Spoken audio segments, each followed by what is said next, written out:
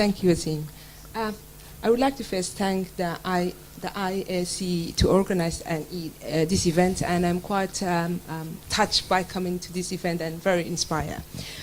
In terms about the diaspora community, I have lived in England for 27 years, and those 27 years I have seen and have worked in schools with young people, and some of them are today graduates, some of those young people.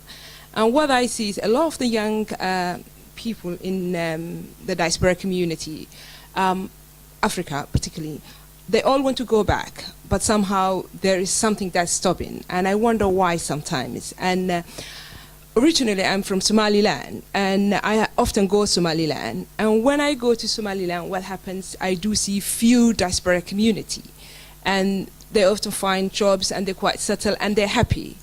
But there is a tension within there, because the tension is the young Somalilanders themselves, or Somalis themselves, who are graduates themselves, are pushed aside as well when the graduates from Europe and America go, because these guys have come from Europe. And I think that's a problem. What I was thinking, and I've often asked myself the question, how to create, come over this barrier. And I think what we need as Africans, the diaspora has a role in Africa, and it has a role in Europe and America, and we need to bring the two together.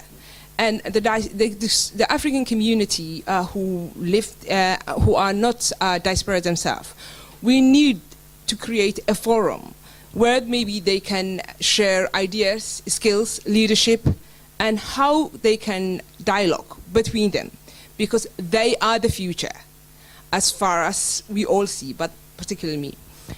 The reason is the vision. What kind of Africa they want to have in 10 years, in 20 years, in 50 years. That's what we need to talk about, and to engage and inspire. Because I think what happens is, if we all live in boxes, it becomes a huge issue that the diaspora community that live in England and Europe that I know, they do not want to go back in numbers because they are a little bit worried. But the few go, when they come back, they kind of like inspire them and they want to go.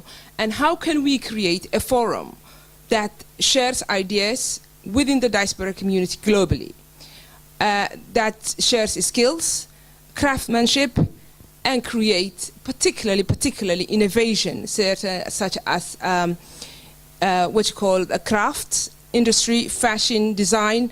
These are areas we want our young people in Africa to lead the way.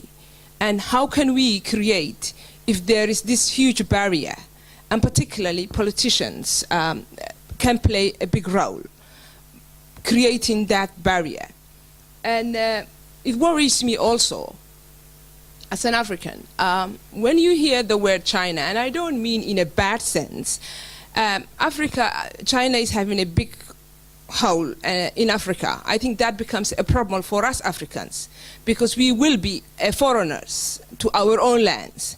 How can we as Africans work together?